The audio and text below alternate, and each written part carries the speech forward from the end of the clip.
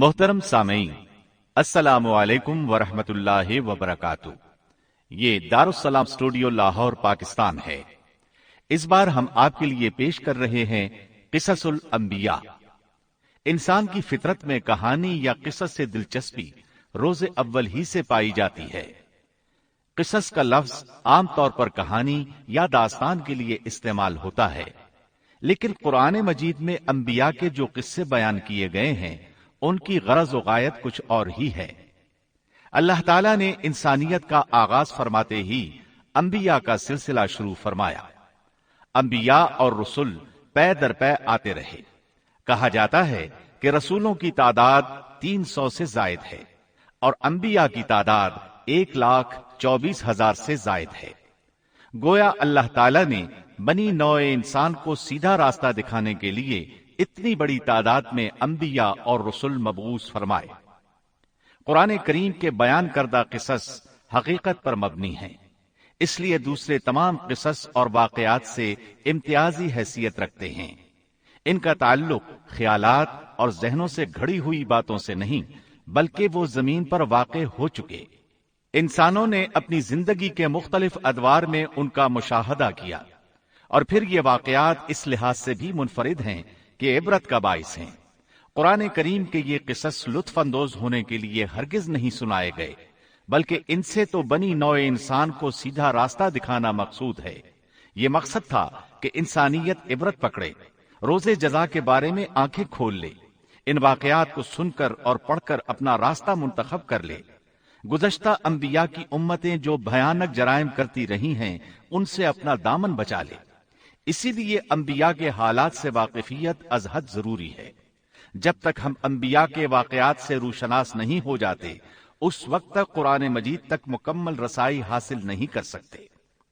کتنی بار سیدنا آدم علیہ السلام کا قصہ بیان ہوا، کتنی مرتبہ نوح علیہ السلام کا تذکرہ ہوا، اسی طرح موسیٰ علیہ السلام اور بنی اسرائیل کا ذکر آیا، فرعون کا واقعہ بیان ہوا۔ موسیٰ علیہ السلام اور فرعون کا ذکر تو قریب 70 مقامات پر آیا ہے، اور مسلسل قصہ بیان ہوتا رہتا ہے۔ کتنی سورتوں کا نام انبیاء کے ناموں سے منسوب ہے۔ لہذا جو شخص ان قصص سے لا علم ہے وہ قرآن کے ایک بڑے حصے سے محروم ہے۔ ان واقعات سے رہنمائی حاصل کرنے سے ایک مقصد یہ بھی ہے کہ دعوت اللہ کا راستہ معلوم ہو جائے، لوگوں کو اللہ کی طرف بلانے کا ڈھنگ ہمیں آ جائے۔ اللہ کرے ہم بھی ان لوگوں میں شامل ہو جائیں جو اللہ کی طرف دعوت دیتے ہیں، ہم بھی نیکی کا حکم کرنے اور برائی سے روکنے والے بن جائیں۔ امر بالمعروف اور نہی عن المنکر کے صحیح راستے پر چلنا اس وقت تک ممکن نہیں جب تک کہ ہمارے سامنے کوئی ایسا نمونہ موجود نہ ہو جس کے مطابق ہم اپنے آپ کو چلا سکیں۔ اور صاف ظاہر ہے سب سے عظیم اور بے مثال نمونہ نبی اکرم صلی اللہ علیہ وسلم کی مبارک شخصیت ہے، جیسا کہ اللہ تعالیٰ فرماتے ہیں لَقَدْ كَانَ لَكُمْ فِي رَسُولِ اللَّهِ أُسْوَةٌ حَسَنَةٌ۔ یقیناً تمہارے لیے رسول اللہ کی زندگی بہترین نمونہ ہے۔ رسول اکرم صلی اللہ علیہ وسلم کے بعد سب سے نمایاں مثال اور نمونہ باقی تمام انبیاء کرام ہیں، پھر صحابہ کرام اور صالح لوگ بھی نمونہ ہیں۔ انبیاء کرام کے واقعات قرآن کریم کے ذریعے ہم تک پہنچے ہیں۔ اسی طرح نبی کریم صلی اللہ علیہ وسلم کی سیرت مبارکہ اور آپ کی احادیث مبارکہ سے بھی ہمیں ان کے حالات اور واقعات معلوم ہوئے ہیں۔ نیز تاریخ کی کتب میں بھی ان کے تذکرے موجود ہیں۔ انبیاء کے موضوع پر لکھی جانے والی کتب میں سے واضح اور نمایاں حیثیت امام ابن کثیر رحمہ اللہ کی کتاب قصص الانبیاء ہے۔ اس کے علاوہ امام طبری کی تاریخ طبری اور ابن کثیر کی البدایہ والنہایہ میں انبیاء کی سرگزشت موجود ہے۔ ہم نے ان قصص کو آپ تک پہنچانے میں انہی کتب کو پیش نظر رکھا ہے، اس لیے کہ قابل اعتماد تصانیف یہی ہیں۔ خاص طور پر ہم نے اسرائیلی روایات کو جگہ نہیں دی، نہ ہی ضعیف روایات کا سہارا لیا ہے، بس صحیح احادیث کو بنیاد بنایا ہے اور ان عظیم مفسرین کرام کی تفاسیر پر اعتماد کیا ہے جو اللہ کی نازل کردہ آیات کے مطابق تفسیر کرتے ہیں۔ خاص طور پر ہم نے تفسیر ابن کثیر اور تاریخ ابن جریر کو ترجیح دی ہے۔ اس حصے میں آپ سنیں گے زمین و آسمان کی تخلیق سے پہلے کیا تھا، اللہ تعالیٰ کا عرش کہاں تھا، اللہ تعالیٰ نے زمین و آسمان اور پہاڑوں اور درختوں کو کتنے دنوں میں پیدا کیا، کون سی چیز کس دن پیدا کی گئی اور کون سی چیز سب سے پہلے پیدا کی گئی، فرشتے، جن اور انسان کس کس چیز سے پیدا ہوئے، انسانوں اور جنوں کی تخلیق کا مقصد، ابلیس کون تھا۔ تو آئیے سنتے ہیں دارالسلام اسٹوڈیو لاہور پاکستان سے قصص الانبیاء کا پہلا حصہ، تخلیق کائنات اور تخلیق آدم۔ پیشکش محمد طارق شاہد۔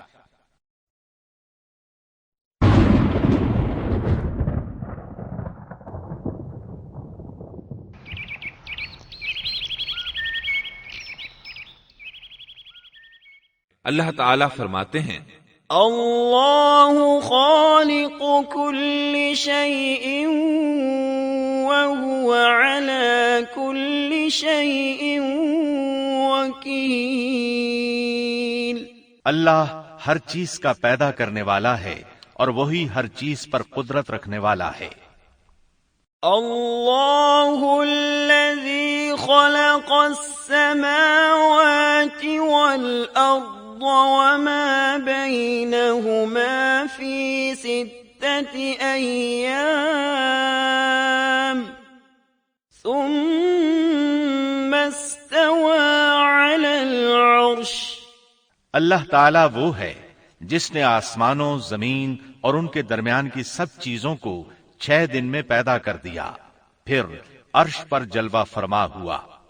مزید اللہ تعالیٰ سورۃ الحدید آیت 4 میں فرماتے ہیں هو الذي خلق السماوات والأرض في 6 أيام ثم استوى على العرش يعلم ما يلج في الأرض وما يخرج منها وما ينزل من السماء وما يعرج فيها وهو معكم أينما كنتم والله بما تعملون بصير۔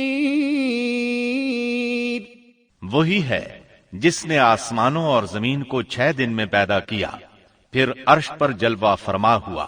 وہ خوب جانتا ہے اس چیز کو جو زمین میں جائے اور جو اس سے نکلے، اور جو آسمان سے نیچے آئے، اور جو کچھ اس میں چڑھ کر جائے، اور جہاں کہیں تم ہو وہ تمہارے ساتھ ہے، اور اللہ تمہارے اعمال کو دیکھ رہا ہے۔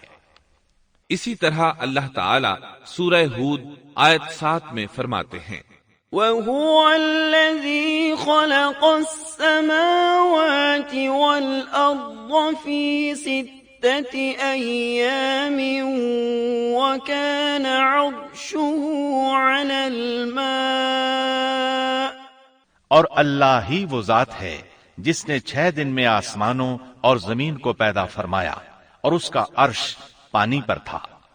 امام احمد بن حنبل رحمت اللہ علیہ نے ابو رزین عقیلی سے بیان کیا ہے، انہوں نے کہا یا رسول اللہ أين كان ربنا عز وجل قبل أن يخلق السماوات والأرض؟ فقال صلى الله عليه وسلم كان في عماء ما فوقه هواء وما تحته هواء ثم خلق عرشه على الماء۔ اے اللہ کے رسول صلی اللہ علیہ وسلم، آسمانوں اور زمین کو پیدا کرنے سے پہلے ہمارا پروردگار کہاں تھا؟ آپ نے فرمایا عما میں تھا، یعنی اللہ کے سوا کچھ بھی نہ تھا، نہ اس کے اوپر ہوا تھی اور نہ اس کے نیچے ہوا تھی، مطلب یہ کہ کچھ نہ تھا، پھر اس نے پانی پر اپنا عرش پیدا کیا۔ گویا یہ تھی مخلوق کی ابتدا۔ امام احمد امام ترمذی، امام ابو داود اور بہت سے دوسرے محدثین رحمہم اللہ نے سیدنا عبادہ بن صامت رضی اللہ عنہ کی روایت بیان کی ہے۔ وہ کہتے ہیں سمعت رسول اللہ صلی اللہ علیہ وسلم يقول ان اول ما خلق اللہ تبارک وتعالى القلم ثم قال له اكتب فجرى في تلك الساعة بما هو كائن إلى يوم القيامة۔ میں نے رسول اکرم صلی اللہ علیہ وسلم کو فرماتے ہوئے سنا، آپ فرما رہے تھے بلا شبہ اللہ نے سب سے پہلے قلم کو پیدا کیا، پھر اللہ نے اس کو حکم دیا لکھ، چنانچہ وہ اسی وقت چل پڑا اور قیامت کے دن تک ہونے والی ہر چیز لکھ دی۔ یہ اللہ تعالی کا علم تھا جس کو قلم نے اس کے حکم کے مطابق لوح محفوظ پر لکھا۔ امام مسلم رحمت اللہ علیہ نے سیدنا عبداللہ بن عمرو بن عاص رضی اللہ عنہما کی روایت بیان کی ہے۔ اس میں سب سے پہلی چیز کے بارے میں وضاحت کی ہے اور جمہور فقہا کی رائے بھی یہی ہے۔ عبداللہ بن عمرو رضی اللہ عنہما بیان کرتے ہیں سمعت رسول اللہ صلی اللہ علیہ وسلم يقول كتب الله مقادير الخلائق قبل أن يخلق السماوات والأرض ب50,000 سنة قال وعرشه على الماء۔ میں نے سنا آپ فرما رہے تھے اللہ تعالیٰ نے آسمان و زمین کی پیدائش سے 50,000 سال پہلے تمام مخلوقات کی تقدیریں لکھ دیں اور اس وقت اس کا عرش پانی پر تھا۔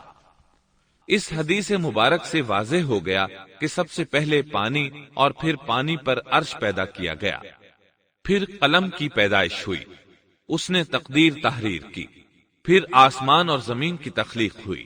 اور جس حدیث میں آیا ہے کہ ابتدا میں قلم کو پیدا کیا گیا، اس کا مطلب یہ ہے کہ اس جہان کی مخلوقات میں سب سے پہلے اس کا نمبر ہے، نہ کہ باقی تمام جہانوں کی مخلوقات میں پہلا نمبر ہے۔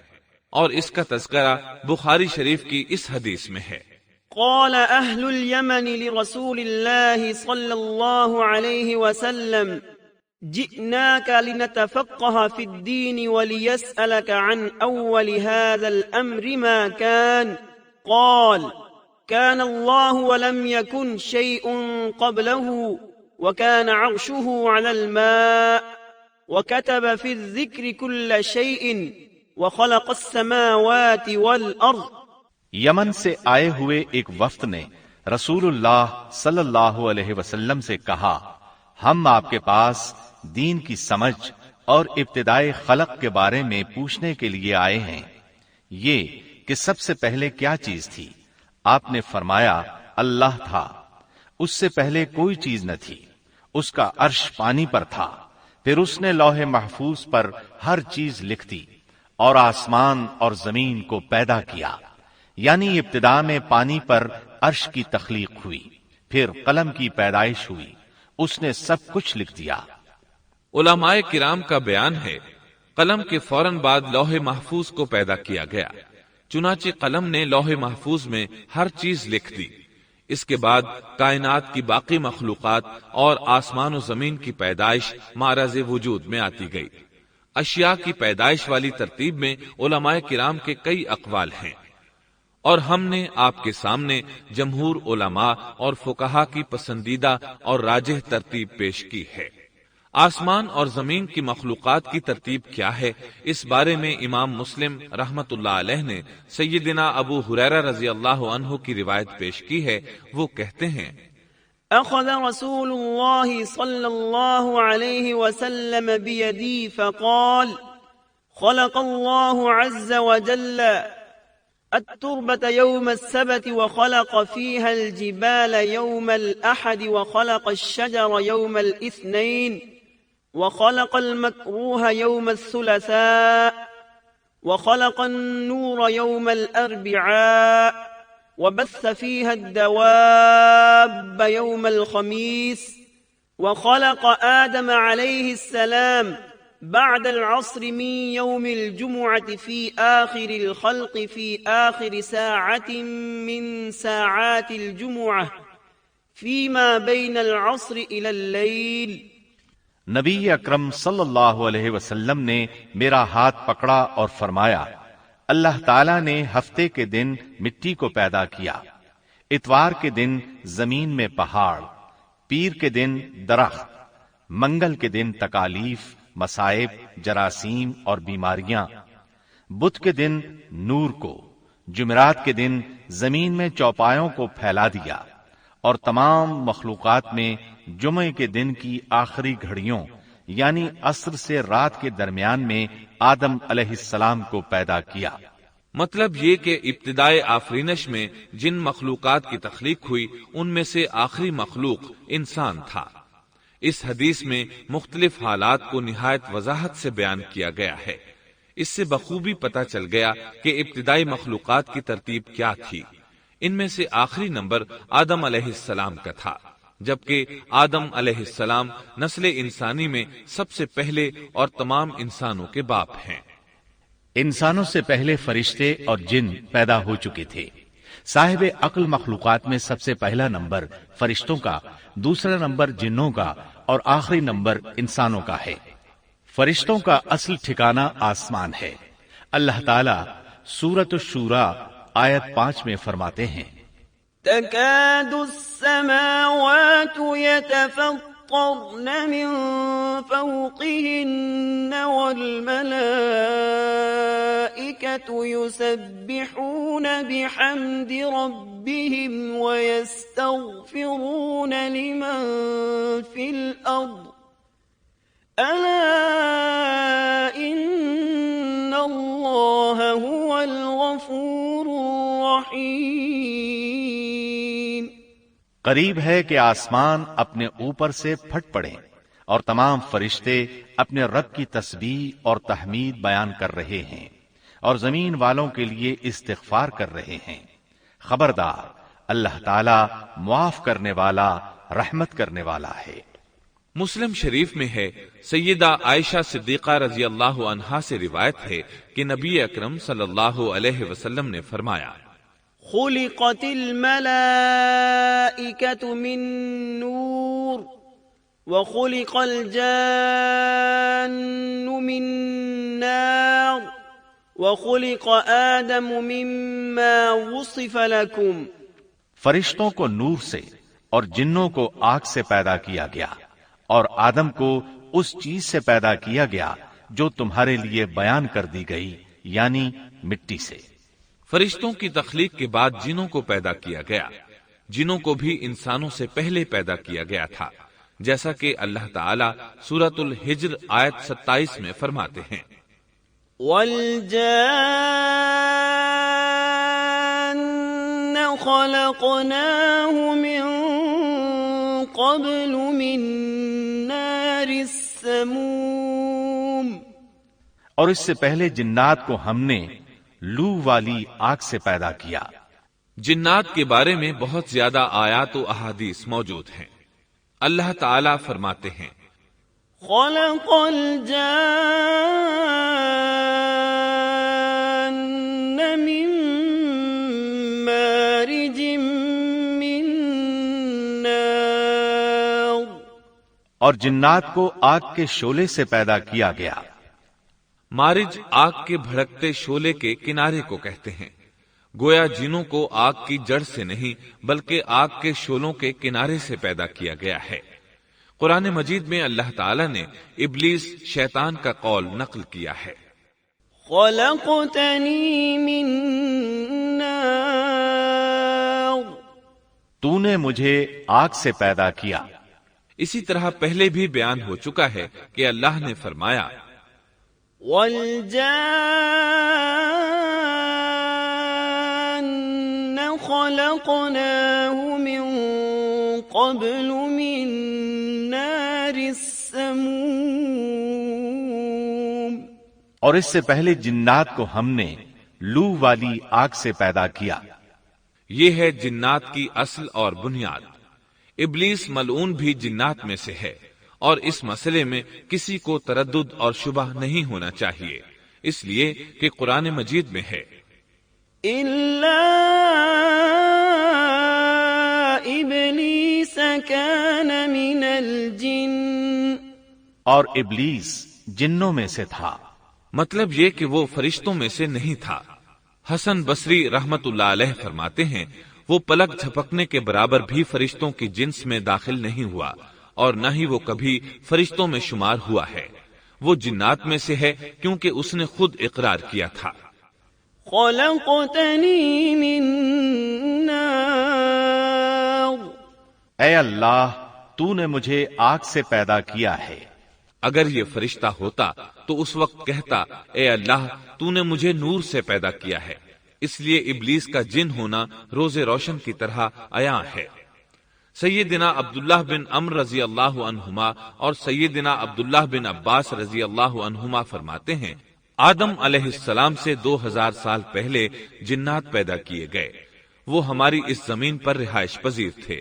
آہستہ آہستہ وہ فسق و فجور میں مبتلا ہو گئے، جب وہ فتنہ فساد میں حد سے بڑھ گئے، ناحق خون بہانے لگے، تو اللہ تعالی نے ان کی طرف فرشتوں کا عظیم لشکر بھیجا، ان سے جنات کی زبردست مارکا آرائی ہوئی۔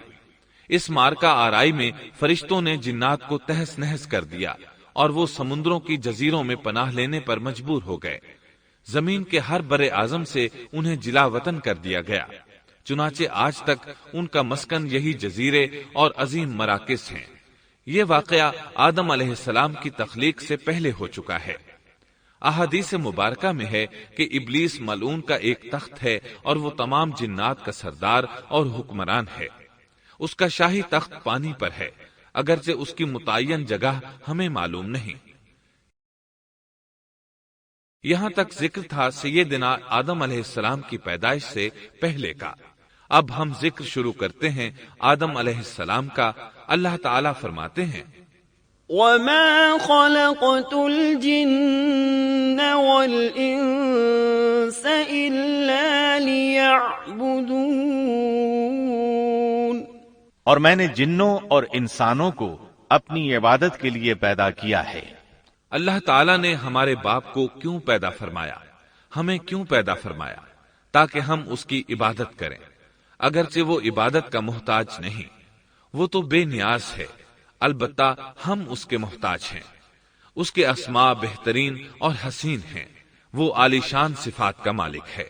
اس نے اپنے ناموں کے آثار ظاہر کرنے کے لیے مخلوق کو پیدا فرمایا، رحمت کے آثار، قدرت کے آثار، جبر اور طاقت کے آثار اور حکمت کے آثار ظاہر کرنے کے لیے مخلوقات کو پیدا فرمایا، ورنہ وہ کسی چیز کا محتاج نہیں۔ آدم علیہ السلام کی تخلیق سے پہلے ہی اس بارے میں اللہ تعالیٰ کا فرشتوں سے مکالمہ ہوا۔ اللہ تعالیٰ نے فرمایا وَإِذْ قَالَ رَبُّكَ لِلْمَلَائِكَةِ إِنِّي جَاعِلٌ فِي الْأَرْضِ خَلِيفَةً، اور جب تیرے رب نے فرشتوں سے کہا میں زمین میں ایک خلیفہ بنانے والا ہوں۔ خلیفہ سے مراد ہے نائب، اور یہ کہ اس کی نسل میں سے ہر ایک دوسرے کا خلیفہ ہوگا۔ جبکہ سیدنا ابو بکر صدیق رضی اللہ عنہ نبی اکرم صلی اللہ علیہ وسلم کے خلیفہ ہوئے، سو اللہ نے ایک خلیفہ بنانے کا ارادہ فرمایا جو زمین میں حکومت کرے اور اس کو آباد کرے۔ چنانچہ اللہ تعالیٰ نے فرمایا هو أنشأكم من الأرض واستعمركم فيها، اللہ تعالیٰ نے تمہیں زمین سے پیدا کیا اور اسی نے اس زمین میں تمہیں بسایا ہے۔ اللہ تعالیٰ کا ارادہ ہوا کہ زمین کو آباد کروائے، جبکہ جن اس قابل نہیں تھے، کیونکہ ان میں اس قدر عقل و دانش نہیں تھی کہ زمین کو پر رونق اور سرسبز و شاداب رکھ سکیں۔ علماء جنات کے بارے میں کہتے ہیں ان کا سب سے بڑا عقل مند جن انسانوں کے 10 سالہ بچے کے برابر عقل رکھتا ہے، اس لیے زمین کو آباد کرنے کی صلاحیت اللہ تعالیٰ نے انسان کو بخشی۔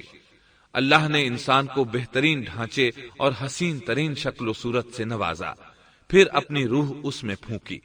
فرشتوں نے اس سے سوال کیا قالوا تجعل فيها من يفسد فيها ويسفك الدماء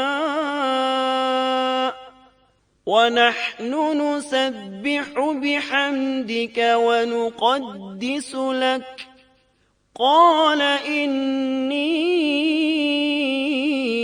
أعلم ما لا تعلمون۔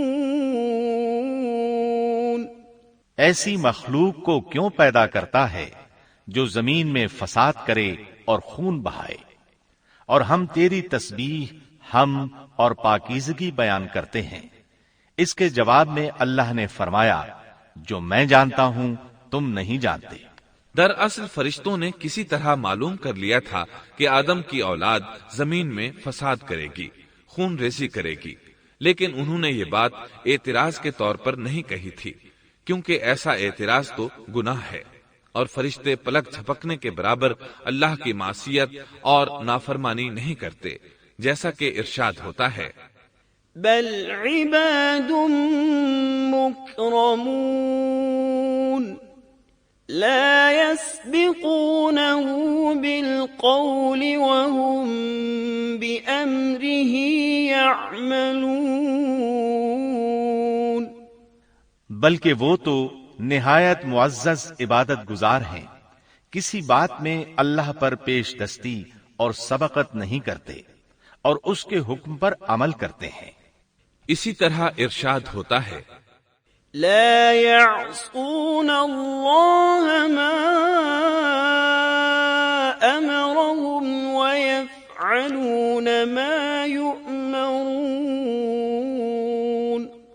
اللہ کے حکم کی نافرمانی نہیں کرتے، بلکہ جو حکم دیا جائے بجا لاتے ہیں۔ اس لیے فرشتوں کا یہ پوچھنا وضاحت طلبی کے لیے تھا، وہ تو انسان کے پیدا کرنے کی وجہ پوچھ رہے تھے، وہ زمین میں جنات کے اعمال اور کرتوت کا مشاہدہ کر چکے تھے، یعنی اللہ تعالیٰ نے انہیں پیدا کر کے اختیار دیا تو وہ فتنہ و فساد اور فسق و فجور میں مبتلا ہو گئے، اور اب ایک اور مخلوق زمین میں بسائی جا رہی تھی، تو اس بات کا امکان تھا کہ یہ مخلوق بھی ان کے نقش قدم پر چلے، اس لیے فرشتوں نے تعجب اور حیرت کی بنا پر یہ سوال کیا تھا، اور پوچھنے کا مقصد یہ تھا کہ کیا یہ بھی جنوں کی طرح ہوں گے؟ اس طرح انہیں یہ خدشہ لاحق ہوا کہ شاید ان سے اللہ کی عبادت میں کوتاہی یا کمی واقع ہوئی ہے، جس کی وجہ سے اللہ کو نئی مخلوق پیدا کرنا پڑی۔ اس لیے ان کی بات میں یہ بھی تھا کہ ہم تیری حمد اور ثنا بیان کرتے ہیں۔ بہرحال ان کے سوال کے دو مقصد تھے، کیا یہ جنوں کی طرح فساد کرنے والی قوم ہے؟ کیا ہم سے تیری عبادت میں کوتاہی ہوئی ہے؟ اس پر اللہ تعالیٰ نے فرمایا، جو میں جانتا ہوں وہ تم نہیں جانتے۔ اس موقع پر فرشتوں کے ذہنوں میں ایک اور بات بھی آئی، وہ آپس میں کہنے لگے کہ اللہ تعالیٰ جو بھی مخلوق پیدا کرے گا وہ ہم سے زیادہ معزز اور عالم نہیں ہو سکتی۔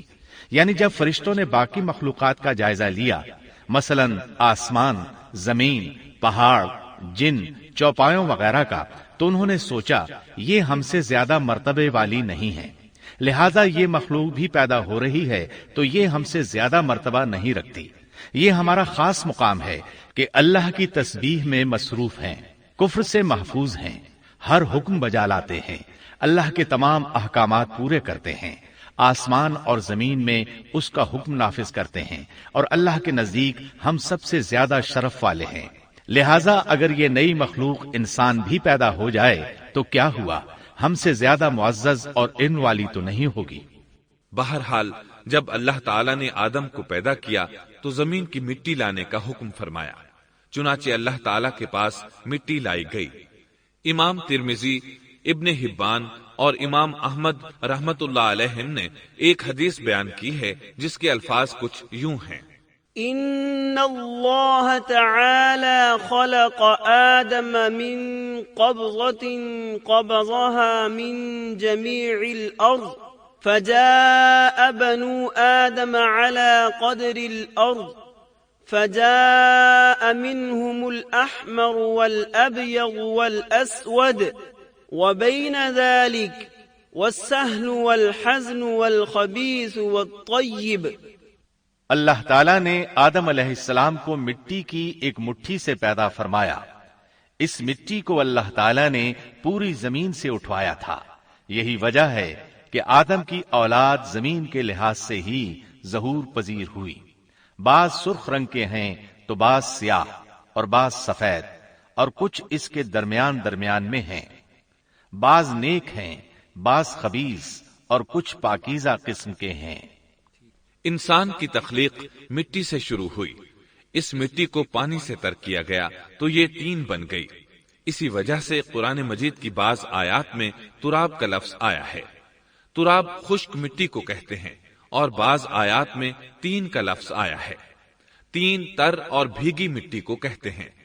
اللہ تعالیٰ فرماتے ہیں خلقہ من تراب، یعنی آدم کو تراب سے پیدا کیا گیا. مٹی کی عام حالت کو تراب کہتے ہیں. اور فرمایا اذ قال ربك للملائكة إني خالق بشرا من طين. جب آپ کے رب نے فرشتوں سے کہا کہ میں مٹی سے بشر کو پیدا کرنے والا ہوں. جب اس مٹی کو پانی سے زیادہ بھگویا گیا تو وہ لیسدار ہونا شروع ہو گئی. اسی لیے اللہ تعالیٰ نے فرمایا اِنَّا خَلَقْنَاهُم مِّن طِينٍ لَازِبٍ. ہم نے انسان کو لیسدار اور چپکنے والی مٹی سے پیدا کیا. پھر اللہ تعالیٰ نے اپنے مبارک ہاتھوں سے انسان کا ڈھانچہ تیار کیا. اللہ نے فرمایا خَلَقْتُ بِيَدَيَّ. میں نے اپنے دونوں ہاتھوں سے پیدا کیا. اللہ تعالیٰ نے انسان کی خلقت فرشتوں کے سپرد نہ کی، بلکہ بذات خود اسے تخلیق کے مراحل سے گزارا اور اپنے ہاتھوں سے اس کی تصویر کشی کی. اللہ نے انسان کو پہلے ایک مورتی کی صورت میں ڈھالا، اس کے بعد ایک مقررہ مدت تک چھوڑے رکھا، یہاں تک کہ گیلی مٹی خشک ہو گئی اور اس کا رنگ سیاہ ہو گیا، بدبو آنے لگی. پھر وہ کھنکھناتی مٹی میں بدل گئی اور آخرکار آگ پر پکی ہوئی مٹی یعنی فخار ٹھیکری کی صورت اختیار کر گئی، جس سے مٹکے وغیرہ تیار کیے جاتے ہیں. سیاہ مٹی کو ہما ان کہتے ہیں اور بدبودار کو مسنون کہتے ہیں، اور کھنکھنا کر بولنے والی مٹی کو سلسال کہتے ہیں، اور ٹھیکری کی طرح کی مٹی کو الفخار کہتے ہیں.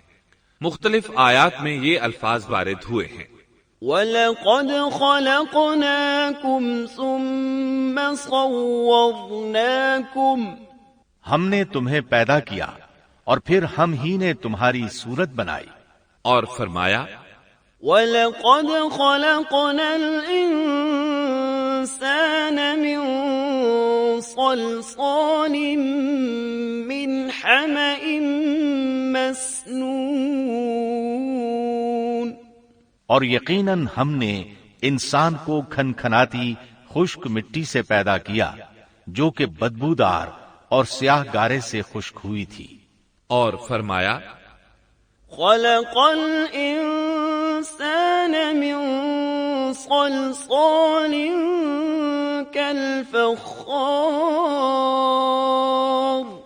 اللہ نے انسان کو کھنکھناتی مٹی سے پیدا کیا جو کہ ٹھیکری کی طرح تھی. ان تمام آیات کریمہ میں کوئی تناقض، تعارض اور اختلاف نہیں، اس لیے کہ ان مختلف آیات میں انسان کو اس کی تخلیق کے مختلف مراحل کی یاد دہانی کرائی گئی ہے. خلاصہ کلام یہ ہوا کہ تخلیق کے عمل کا پہلا مرحلہ تراب تھا، یعنی عام حالت والی خشک مٹی، پھر طین یعنی بھگوئی ہوئی مٹی، پھر لیسدار مٹی یعنی سلسال، پھر ٹھیکری کی طرح کی مٹی یعنی فخار. اور یہ کام جمعے کی آخری گھڑی میں کیا گیا. اور یہ دن اللہ کے لحاظ سے شمار ہونے والے دنوں میں سے ہمارے دنوں کی طرح نہ تھا. ہمارے اور اللہ کے دن مختلف ہیں. تخلیق آدم دراصل اللہ کا کرشمہ ہے. انسانوں کو ایک صورت عطا کی گئی. اس مرحلے کا تذکرہ بخاری اور مسند احمد کی ایک روایت میں ہے. خلق اللہ آدم وطوله 60 ذراعا فكل من يدخل الجنة على صورة آدم فلم يزل الخلق ينقص حتى الآن اللہ نے آدم کو پیدا کیا اور ان کا قد 60 ہاتھ یا 60 میٹر لمبا تھا۔ تمام جنتی لوگ اس قد آدم کے ساتھ جنت میں داخل ہوں گے، اور اس وقت سے لے کر آج تک مخلوق کا قد کم ہوتا چلا آ رہا ہے۔ بعد والے لوگ گزشتہ زمانے کے لوگوں سے ہمیشہ چھوٹے قد کے ہوتے چلے آ رہے ہیں۔ بہرحال سب سے پہلے اور سب سے لمبے انسان آدم علیہ السلام تھے۔ امام احمد نے منفرد طور پر ایک روایت بیان کی ہے۔ اس میں رسول اکرم صلی اللہ علیہ وسلم نے آدم علیہ السلام کی لمبائی 60 ہاتھ یعنی 60 میٹر اور چوڑائی 7 ہاتھ بیان فرمائی ہے۔ سبحان اللہ! سیدنا آدم کس قدر ضخیم اور عظیم مخلوق تھے۔ صحیح مسلم اور مسند احمد کی روایت میں ہے، لما خلق الله آدم تركه ما شاء أن يدع فجعل إبليس يطيف به ينظر إليه فلما رآه أجوف عرف أنه خلق لا يتمالك۔ اللہ نے آدم کو پیدا کیا تو اسے اپنی منشا کے مطابق کچھ عرصہ ڈھانچے کی صورت میں چھوڑے رکھا۔ ابلیس اس کے ارد گرد چکر لگانے لگا۔ اس نے دیکھا کہ وہ پیٹ والا ہے۔ وہ سمجھ گیا کہ یہ مخلوق اپنے آپ پر کنٹرول نہیں کر سکے گی۔ اس حدیث سے معلوم ہوتا ہے کہ انسانوں کی طرح جنات کا پیٹ نہیں ہے، صرف انسان ایسا ہے جس کا اندر والا حصہ کھوکھلا ہے۔ بہرحال اللہ نے انسان کو اس شکل و صورت میں پیدا فرمایا۔ احادیث مبارکہ میں آدم علیہ السلام اور ابلیس ملعون کا قصہ تفصیل سے بھی موجود ہے اور مختصر بھی۔ مثلا تفسیر تبری میں سیدنا عبداللہ بن عباس رضی اللہ عنہما سے روایت ہے، اللہ تعالیٰ نے آدم علیہ السلام کی مٹی کا حکم دیا، مٹی لائی گئی۔ اللہ تعالیٰ نے آدم علیہ السلام کو لیسدار اور بدبودار سیاہ مٹی سے پیدا فرمایا، اور یہ کام اللہ نے اپنے مبارک ہاتھوں سے کیا۔ آدم 40 راتیں مجسمے کی صورت میں پڑے رہے۔ جسم موجود تھا لیکن روح نہیں تھی۔ ابلیس آتا، اس ڈھانچے کو ٹھوکر لگاتا تو جسم سے ایسی آواز نکلتی جیسے خالی مٹکے پر ہاتھ مارنے سے نکلتی ہے۔ اسی لیے اللہ نے بھی فرمایا ہے کہ وہ کھنکھناتی مٹی سے پیدا کیے گئے۔ آدم علیہ السلام میں روح ڈالنے سے پہلے ایک مرتبہ فرشتوں کا ان کے پاس سے گزر ہوا تو وہ کچھ گھبرا سے گئے۔ ابلیس کو تو بہت زیادہ گھبراہٹ کا سامنا کرنا پڑا۔ وہ گزرتے ہوئے ٹھوکر مارتا اور کہتا، تجھے کسی خاص مقصد کے لیے پیدا کیا گیا ہے۔ یہ کہہ کر وہ آدم کے منہ میں داخل ہو جاتا اور کمر کے راستے باہر آ جاتا اور فرشتوں سے مخاطب ہو کر کہتا، اس سے گھبرانے کی کوئی ضرورت نہیں۔ اگر مجھے اس پر مسلط کر دیا گیا تو میں یقیناً اسے ہلاکت میں ڈال دوں گا، اور اگر اسے مجھ پر مسلط کر دیا گیا تو بلا شبہ میں اس کی نافرمانی کروں گا۔ اندازہ کیجئے وہ تعجب کر رہا ہے کہ انہیں کیوں پیدا کیا گیا ہے۔ اس کی آدم علیہ السلام سے دشمنی کس قدر پرانی ہے، گویا ابتدا ہی سے یہ عداوت پر ڈٹ گیا تھا۔ بہرحال اللہ نے آدم میں روح پھونکی۔ اس مضمون کو قرآن مجید میں جا بجا ذکر کیا گیا ہے۔ اللہ تعالیٰ فرماتے ہیں، فَإِذَا سَوَّيْتُهُ وَنَفَخْتُ فِيهِ مِن رُّوحِي فَقَعُوا لَهُ سَاجِدِينَ۔ جب میں اس کو ٹھیک ٹھاک کر لوں اور اس میں اپنی روح پھونک دوں تو تم سب اس کے سامنے سجدے میں گر پڑنا۔ ایک اور جگہ فرمایا، إن مثل عيسى عند الله كمثل آدم خلقه من تراب ثم قال له كن فيكون۔ اللہ تعالیٰ کے نزدیک عیسیٰ علیہ السلام کی مثال ہو بہو آدم علیہ السلام کی مثال ہے۔ اللہ نے انہیں مٹی سے بنا کر کہا ہو جا، وہ ہو گئے۔ اللہ نے آدم علیہ السلام کو مٹی سے پیدا کیا، اپنے ہاتھوں سے بنایا، پھر اس میں روح پھونکی۔ اس کا مفصل بیان احادیث میں موجود ہے۔ جب ان میں روح پھونکی گئی اور ابتدا میں روح جیسے ہی سر کے اندر داخل ہوئی، آدم علیہ السلام کو چھینک آ گئی۔ فرشتوں نے آدم علیہ السلام سے کہا الحمدللہ کہیے۔ انہوں نے کہہ دیا۔ اللہ کی اس تعریف کے جواب میں اللہ تعالیٰ نے فرمایا رحمک ربک، یعنی تجھ پر تیرا رب رحم فرمائے۔ سبحان اللہ، اللہ ذوالجلال والاکرام نے آدم علیہ السلام میں روح مکمل ہونے سے پہلے ہی انہیں اپنی رحمت سے سرفراز فرما دیا۔ بہرحال جب روح ان کی آنکھوں میں داخل ہوئی اور انہوں نے جنت کے پھلوں کو دیکھا تو ان میں غور و فکر کرنے لگے۔ جب روح پیٹ میں داخل ہوئی تو کھانے کی طلب محسوس ہوئی۔ ابھی روح ٹانگوں تک پہنچی نہیں اور کھانے کی خواہش پہلے ہی محسوس ہونے لگی۔ اس جلد بازی اور عجلت کی وجہ سے اللہ تعالیٰ نے فرمایا خلق الانسان من عجل، انسان جلد باز مخلوق ہے۔ سامعین محترم، ابھی آپ دارالسلام اسٹوڈیو لاہور پاکستان سے قصص الانبیاء کا پہلا حصہ تخلیق کائنات اور تخلیق آدم سن رہے تھے۔ قصص الانبیاء کے دوسرے حصے شیطان کی دشمنی میں آپ یہ سنیں گے: اولاد آدم کا تذکرہ، ابلیس کا تکبر اور اس کا انجام بد، اللہ تعالی اور ابلیس کے درمیان مکالمہ، ابلیس کی انسان دشمنی اور کھلے عام بغاوت کا اعلان، تمام فرشتوں کا آدم علیہ السلام کو سجدہ کرنا اور ابلیس کا انکار، ابلیس کے سوال پر اللہ تعالی کا اس کو قیامت تک مہلت دینا، آدم علیہ السلام کا تمام اشیاء کے نام سے متعارف ہونا اور فرشتوں کا اعتراف عاجزی، حوا علیہ السلام کی تخلیق، ابلیس کی عیارانہ سازش اور آدم علیہ السلام اور حوا علیہ السلام کا جنت سے خروج، آدم و حوا علیہم السلام کا اعتراف معصیت اور توبہ کی طرف رجوع۔ قصص الانبیاء جیسی عظیم پیشکش کی طرح ہم اس قسم کے اہم موضوعات منتخب کر کے کیسٹس اور سی ڈیز کی صورت میں دلکش آواز، دلنشیں انداز اور بہترین ریکارڈنگ کے ساتھ آپ تک پہنچا رہے ہیں۔ الحمدللہ ہماری 500 سے زائد کیسٹس اور سیڈیز اس وقت مارکیٹ میں دستیاب ہیں اور ہم مزید موضوعات کو تلاش کر رہے ہیں۔ اس طرح یہ سلسلہ جاری و ساری رہے گا انشاءاللہ۔ دارالسلام اسٹوڈیو تلاوت قرآن مجید، سیرت النبی، قصص الانبیاء، صحابہ کرام، ائمہ اعظام اور محدثین کے حالات و واقعات، نیز نماز، روزہ، حج اور دیگر عبادات کا صحیح طریقہ، بچوں اور عورتوں کے لیے انتہائی دلچسپ اور سچی کہانیاں، اور وہ سب کچھ جس سے نئی نسل کی تربیت اسلامی خطوط پر ہو سکے، آڈیو کیسٹ اور سیڈیز میں پیش کر رہا ہے۔ دارالسلام اسٹوڈیو دارالسلام پبلشرز اینڈ ڈسٹریبیوٹرز کا ایک حصہ ہے جو اسلامی کتب کی اشاعت کا بین الاقوامی ادارہ ہے، جس کا ہیڈ آفس سعودی عرب کے دارالحکومت ریاض میں واقع ہے، جس کے مینیجنگ ڈائریکٹر جناب عبد المالک مجاہد ہیں۔ دارالسلام کا دنیا کے 30 ملکوں میں نیٹ ورک ہے۔ پاکستان میں اس کا ایڈریس نوٹ کر لیں: دارالسلام اسٹوڈیو 36 لوور مال، سیکٹریٹ سٹاپ، لاہور۔